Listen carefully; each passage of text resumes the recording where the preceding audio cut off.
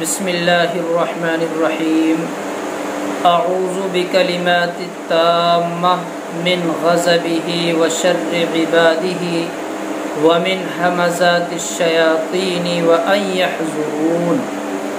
ابو داؤد شریف میں یہ دعا لکھی ہے اور یہ دعا ہر اس شخص کے لیے ہے جس کا دل گھبراتا ہو، اس کو ڈر محسوس ہوتا ہو اور اس کے دل میں بے چینی ہوتی ہو۔ یہ بڑی اہم دعا ہے۔ ہم شکایتیں کرتے ہیں کہ بڑی گھبراہٹ ہوتی ہے، ایسا محسوس ہوتا ہے کہ کوئی میرے پاس آ گیا یا کوئی مجھے مارنے کے لیے آ رہا ہے، یعنی طرح طرح کی شکایتیں، دل گھبرانے کی جو ہم شکایتیں کرتے ہیں اس کے لیے بڑی کامل دعا ہے۔ اور اس دعا میں شیطان مردود سے پناہ مانگی گئی ہے۔ اللہ رب العزت کی پناہ میں آنا، شیطان مردود سے بچنے کی دعا، شیطان کے شر سے بچنے کی دعا۔ اور اس دعا کو ابو داؤد شریف میں روایت کیا گیا ہے۔ بڑی مجرب اور جامع دعا ہے۔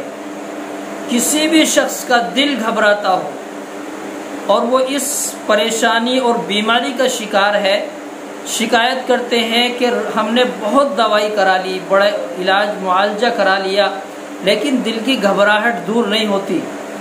ذرا سا اچانک کوئی سامنے آ گیا، فوراً دل گھبرانے لگتا ہے۔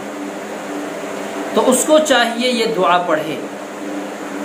ایک دوسرا کام اسے یہ کرنا ہے کہ وہ سنگترا استعمال کرے، جس کو ہم سنترا بولتے ہیں۔ استعمال کرنے کا طریقہ یہ ہے کہ اس کو چھیلنے کے بعد پورا ایسے رکھ دیا جائے اور اس پہ 7 مرتبہ اول آخر درود شریف پڑھ کے الحمد شریف پڑھیں گے، سورہ فاتحہ، اور پھر اس پر پھونک مار دیں گے۔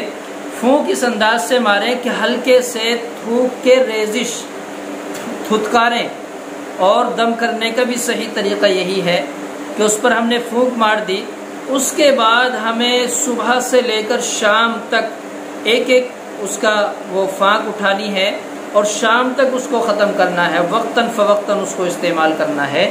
ایک سنترا پورے دن میں ہمیں استعمال کرنا ہے، اچھا والا ہم خریدیں گے۔